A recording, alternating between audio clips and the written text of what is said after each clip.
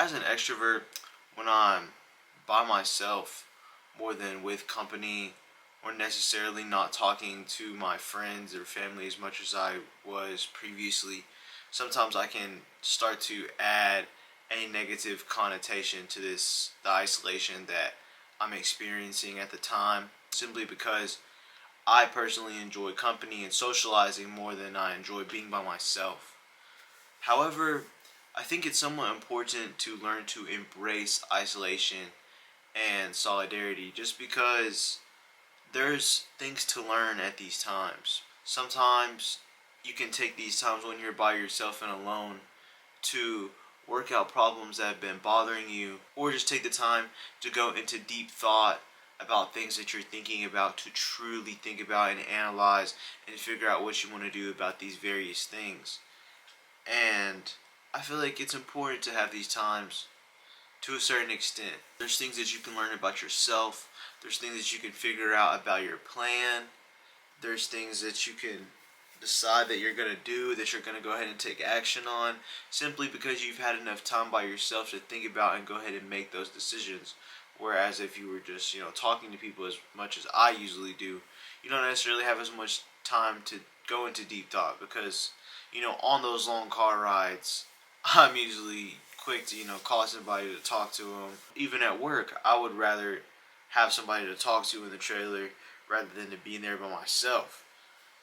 But like I said, there's always things to learn. So I've learned to somewhat embrace the isolation and take the time to spend the time with myself and with my thoughts. Even if, you're not talking to your friends or your family as much as you used to, maybe you can take the time to maybe seek out a new friendship, or, talk to somebody who you haven't necessarily talked to before. And don't necessarily talk about your problems that you're going through. Just seek out just genuine conversation. Maybe ask about how they're doing. See about some of the things that they're going through. See where the conversation goes, and you might relate about something.